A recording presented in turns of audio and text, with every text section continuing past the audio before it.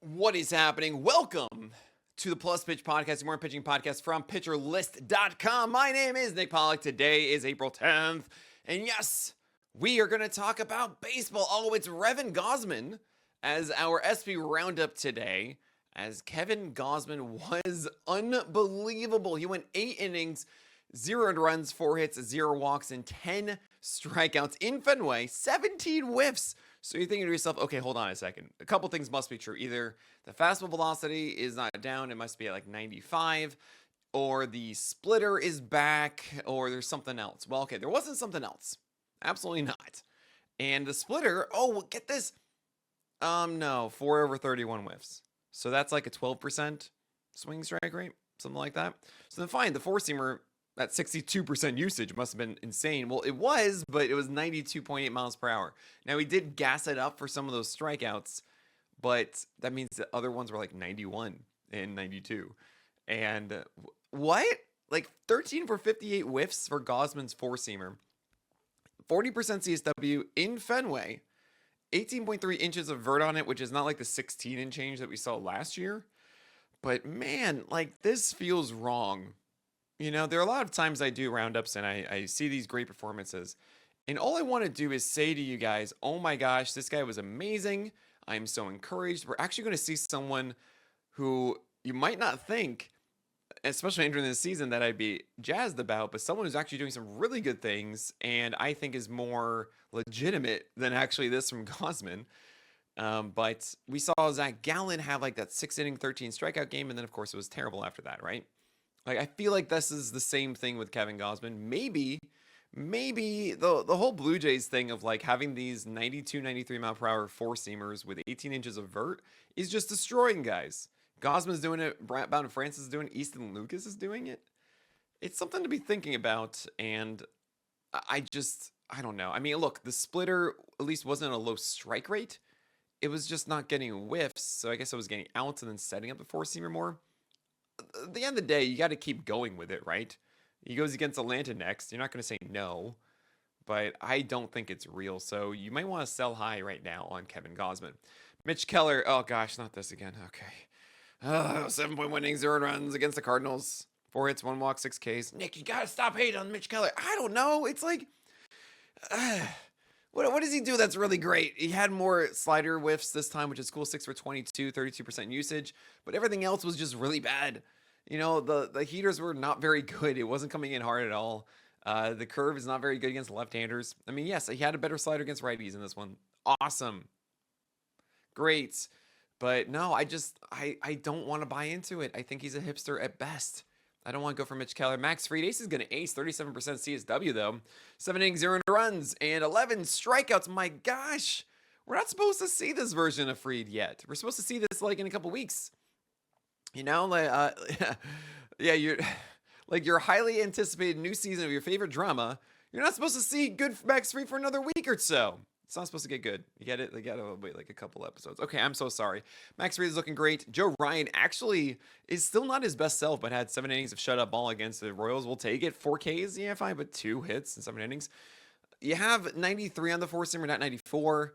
And he had some good splitters to lefties. That's okay. The slider and sweeper stuff to the righties are still not there. And it's just, you know, I think about this a lot where we think we consider development, and a guy like Joe Ryan, who I really think needed one more really clean offseason to become his best self. Well, he was recovering from his Terry's strain, and that meant he didn't get to focus on development. He just wanted to stay healthy. So I actually, is this something I'm going to be thinking about for next year of guys who I'm expecting to take a leap forward? I want them to have a really just a smooth, clean offseason where they can actually develop. And Joe Ryan not being able to focus on anything means like, yeah, of course he's not going to have anything better right now. But then again, I mean, he was still really good last year, and the whip is great, and we're all happy. Max Meyer against the Mets. This is kind of wild. 6.1 innings of 0 runs, 2 hits, 2 walks, 4 Ks. We're happy with it. But I'll be honest with you. This is like Max Meyer from last year. Every start we've gotten has gotten a little bit worse. And now we're at 94 on the four-seamer, which is the same as last year. Okay, at least he has like a sinker. That is a little bit better, more of an addition. We have the sweeper a bit, but the sweeper's not very good. And the slider, which was at 92, and then now it's at 90. And guess what? Last year was at 88, and now it's at 88 and 89. This is like the same dude, and I was not in a Max Meyer then. So, but anyway, his sinker against righties is much better. So at least there was that. But yeah, like Max Meyer, buddy, I was really, I want you to be the old guy. Did you not, is your arm angle like back to the, over the top that it was? Like I want it to be low and better. I don't know. The vert is not the same either on the four seamer. I just, it's a little frustrating. But we're going to keep going. Hopefully that it's okay against the snakes. But if it's bad there, I'm like, oh no, oh no. I might be sounding the alarm bells then. Eric Fede is a Toby, and he got the Pirates. And what do you know? Good stream. All right. Brandon Pfaadt. I've been saying this. I'm finally in on Brandon Pfaadt. Now, it's not perfection yet. And this was against the Orioles, but he got a win. 6 innings of 0 earned runs, only 6 base runners, 3 Ks. We like this a lot. The main reason I've been in on Pfaadt is because he's not just sweeper, four-seamer, sinker anymore. He has changeups and curveballs he utilizes against the lefties. Yes. Now, 37% usage against lefties for those changeups and curveballs. They combine for a 53% strike rate. So, okay, we have room for improvement. But he's doing Blake Snell blueprint. He's got the four-seamers upstairs. He has those secondaries down against right-handers. He's got the sweepers down. This is cool. He doesn't need to be like the greatest thing ever against lefties. He just needs to be fine. Because he should be really good against righties. He has a sinker inside. He has a sweeper away. He's a four-seamer goes upstairs. It's all good there. It's just about not utilizing sweepers endlessly against lefties. Okay, that's cool. I'm still going with Brandon Pfaadt. This is the most I've ever been on Brandon Pfaadt, maybe since his debut. But even then, it was like a terrible matchup for like his first 3 starts, and it was so painful. This is probably the most I'm in of Brandon Pfaadt. It's pretty cool. Hunter Brown, 6 innings, 0 runs, 2 hits, 0 walks, and 3 Ks. If you watched my YouTube video last time on Hunter Brown, by the way, if you're not doing that, you're missing out. I do a pitcher breakdown every single weekday. It is so fun. I take your suggestions. We watch an inning or two. I tell you what you should be thinking with all this stuff. It's really cool. And I did it on Hunter Brown because he was at 98 last time. I was like, oh, okay, well, my question about Hunter Brown has been, what is the pitch that's going to be the leader pitch? Oh, it's clearly the fastball, like 97.8 miles per hour. I mean, duh, that's really good. Well, it was down to 96 in this one. And the curve was 50-50 on execution. Like sometimes it was good, sometimes it was bad. It wasn't this really polished thing. And this was in Seattle. And I'm wondering if it wasn't in Seattle, it could have been worse. It was only 18% CSW. 18%, 13 whiffs, like no cold strikes. I mean, maybe, you can say, oh, cool, the Seattle Mariners are just swing happy against Hunter Brown. Fine, but I don't know. I like having things neatly arranged and understood. Okay, shocking, right? When I do analysis, I'm gonna be like, oh yes, that is this is this is that. Hunter Brown is just so weird. He's just weird. Okay. Jack Flaherty against the Yankees, 5.1 innings of 0 earned runs, 3 hits, 3 walks, 9 strikeouts. He's doing the thing that we want to see from him, which is sliders and curveballs definitely placed at the bottom of the zone and underneath. Oh, it's gorgeous. Really, this is actually fantastic, Jack Flaherty. I probably should raise him in the list to like 30 or so. Actually, where Ryan Pepio is where Jack Flaherty should be. Like slightly higher, like 1 or 2 spots higher than Pepio. You have Taijuan Walker against Atlanta, 4.2 innings of 0 earned runs, 5 hits, 3 walks, 5 Ks. Look, a gold star. You deserve it. I expected nothing out of this, so that's pretty cool. And Logan Allen also, I guess, maybe 4.2 innings of 0 earned runs, but it was against the White Sox. He has 2 first names also, so it was just so boring. 4 whiffs, 24% CSW. Yeah, no. Grant Holmes finally pitched again. It was against the Phillies, and you're wondering, oh man, 4 innings. I saw this in the comments actually, and I understand it. 4 innings from Grant Holmes. When is Atlanta gonna let him get stretched out? Well, it's 4 innings, 0 earned runs, 3 hits and 4 walks and 6 Ks, and 104 pitches.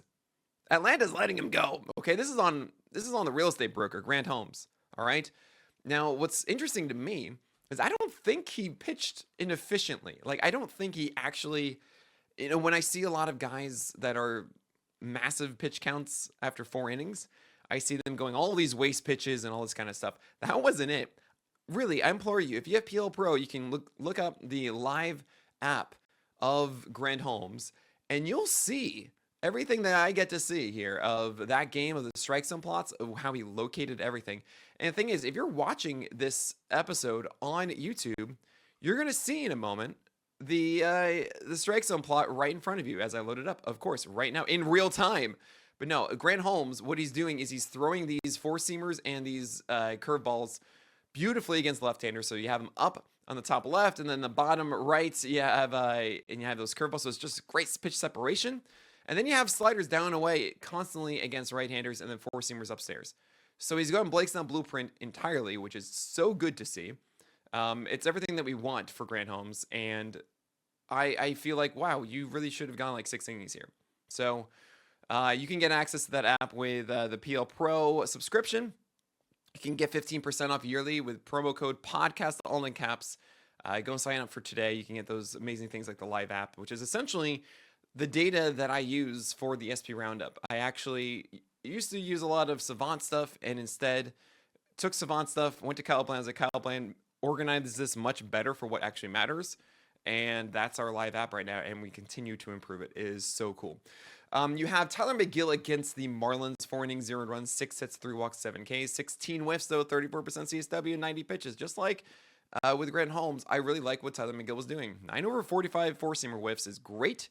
He's leaning upstairs. That means he has his sinker going in the zone, helping out against right-handers. The only problem here was 47% strikes on that slider, and it was also all the way down in 83, which I think is still fine.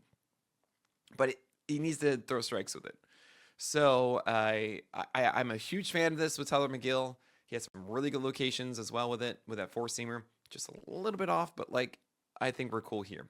All right, we have other guys to talk about, including a guy who won the Gallows poll, who I'm very excited about, and you should be too. We're going to talk about him after this break. Is that guy Tyler Mahle? No. But he got the win against the Cubs. 7 innings, 1 run, 2 hits, 1 walk, and 4 Ks. Oh, man. Should that be the gold star? Well, the thing is, you know how we're kind of excited? Like, oh, you know what? Throughout the spring, he had this lower velocity. But you know what? He's up to like 93 now. Everything is fine. He was 90.4. And sure, it was probably cold in Wrigley and all. And he had good location, 35% CSW. But 90.4 on Tyler Mahle's fastball is just what? Oh, boy, no. No. Okay. Tanner Houck is still struggling a little bit. You have 6.2 innings and 1 run, so not on the results, which is nice, but 3 whiffs, 23% CSW, just 2 strikeouts. And he's not, it does look like he's also bucketing his sweeper into 2 pitches, one with a more traditional bend that we see, and one with a little bit less bend but more drop to it, which might be why I'm seeing the -3 horizontal break on that sweeper. It's still not, the separation of the two might be accidental. It might be deliberate. Regardless, overall, it's a sub 50% strike rate. So that's not cool. You're induced a lot of outs on the splitter to lefties. That's nice. Yay. Cool. Awesome. But this does not feel like Tanner Houck, and you don't want this kind of Tanner Houck at all. Randy Vasquez, how am I supposed to butter my bread with 1 strikeout in 5 innings against the Athletics? Got the win. I mean, look, if you want to go for this and understand that Koufax isn't always going to be there for his 1 hit in 5 innings, good luck. Go, bless you. Do what you want to do. This is not it. He was also down 1 to 2 ticks. Seth Lugo against the Twins, 5.2 innings of 200 runs. Yay. Got the loss? No. 5 hits, 3 walks? No. 6 Ks? All right. Dusty donut time. Whatever. It's Seth Lugo. He's doing Seth Lugo things. We move on. Osvaldo Bido against the Padres, 5 innings, 200 runs, 9 hits, 0 walks, and 5 Ks. If he throws strikes, he should be fine against the White Sox. He got singled out in this one. I mean, he actually had no walks, so at least that's cool. I'm not the biggest Bido fan just because Osvaldo is too inconsistent and like the ceiling isn't that high. So, I'm not in. Tyler Anderson went 3.2 innings of 200 runs in cores. Okay, cool. Awesome. Ryan Pepio against the Angels got the win. 5 innings, 300 runs, 6 hits, 3 walks, 5 Ks. Dusty donut there. I like the fact that he went 7 for 18 whiffs on his changeup. And his four-seamer was really good at the top of the zone. Like, he nailed it incessantly, but only at 23% CSW on that pitch, which is kind of weird. I feel like he pitched really well, and just the results didn't come from whatever reason. Luis F. Castillo, Mr. F., is not the Castillo you should care about. That's 4 innings of 3 runs. It's the wrong one. We move on. Sean Burke against the Guardians, 3 innings, 3 runs, 3 hits, 4 walks, 4 Ks. Oh man, 93.8 on the fastball. Come on, you're supposed to be like 96. And you're supposed to be better than 52% strikes with a slider and 2 of 18 whiffs on the curve. Just saying. Yusei Kikuchi is not getting better. This is his 3rd straight start of facing a weak team. This was the Rays. So first he faced the White Sox and the Cardinals, and now it's the Rays. 6 innings, 4 runs, 6 hits, 3 walks, and 5 strikeouts, just 7 whiffs. Kikuchi is not taking advantage of these matchups at all. His four-seamer is down 2 to 3 inches of vert at 14.5, and that's not good. Like, it was at 17, and now it's at 14.5. Oh gosh, slider went 1 for 35 whiffs. He had to throw so many more changeups and curveballs. This was all against righties, by the way. He didn't face a single lefty. And it was just like his rainbow plot. There's feel like no direction to it. I am scared of this. He gets the Rangers next. Kikuchi, oh no. I am not in. Jake Irvin might actually be against the Pirates next. It was 6 innings of 4 runs, 7 base runners, and 7 Ks against the Dodgers. But his curveball, it looks alive. His sinker looks great. He has 7 feet of extension. Yeah, this might work. This might work against the Pirates. I feel like he's got his curveball going. Nick Martinez disappointed against the Giants with 5.2 innings of 4 runs and 8 base runners, but he did have 8 Ks. And look, I think that Nick Martinez is a guy that when he's able to avoid the heart of the plate a lot, he'll avoid those hits. If he's able to keep his hits down, he will have a phenomenal game. I mean, he doesn't walk batters. He has a good strikeout rate. I think overall, Nick Martinez is, it's not quite a Toby. I guess he's a hipster a bit, where it's going to be more strikeout heavy than other like Toby types, but he's just like a Toby. You might have like a 4 ERA at the end of the year, though. We'll see. Justin Verlander is the guy y'all should be focused on. Because, yes, he went 5.2 innings of 5 runs, 5 hits, 3 walks. But he went 9 strikeouts and 20 whiffs with a 37% CSW. A gallows pole here. And he added 2 ticks on his 4-seamer slider this year. There's a quote from chat saying that Verlander mentioned that his mechanics finally fixed his neck pain. And he's feeling as good as he has since 2022. Yeah, you're getting 20 whiffs, Justin Verlander. You know, the whole pushback I've had is like, yeah, he should be a good ratio guy, but the strikeouts won't be there. Well, maybe the strikeouts will be there now. You know, like, he gets the Phillies next. I feel as if people might avoid Verlander because it's the Phillies, but I'd say you should pick him up now. This looks like the best version of Verlander. Yeah, you want this. You want this. I mean, not like the best version of like peak Verlander, but this should be really good. Shota Imanaga against the Rangers, 5 innings of 5 earned runs, 7 hits, 1 walk, 4 Ks. He allowed 2 home runs, but he didn't have velocity very high. It was at 90 miles per hour. Now remember, Tyler Mahle was also at 90, so I imagine very cold affected both of them. So, okay, what are we going to do? We move on. Landon Knack, 2.1 innings in 5 earned runs against the Nationals. You know, his slider is really supposed to be his thing, but he faced a lot of lefties, so he went changeups and curveballs, which weren't good. Just throw the slider instead. Just throw the slider then. If those aren't good, might as well take the chance with the slider, even though it's offhand batter. Like, it'll be fine. Just throw the slider because it's a better pitch. Dean Kramer against the Snakes, 4.2 innings of 6 earned runs, and it's just kind of like, yeah, Dean Kramer is, oh man, he's a 15-team hipster. That is, 12-teamers are not dealing with it. 15-teamers, you're going to question if it's worth the high ceiling starts. And Antonio Sensatella had 4.1 innings of 8 earned runs and 8 hits. And of course, you know, he allowed all those hits before, but he knew that wasn't going to stick with a low ERA. Okay. What do we got today? We got Jesus Luzardo versus Spencer Schmallenbach. That should be a lot of fun.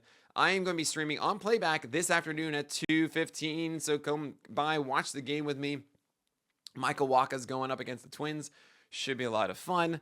But that is it for today. My name is Nick Pollock, and may your BABIPs be low. Oh, and your strikeouts high.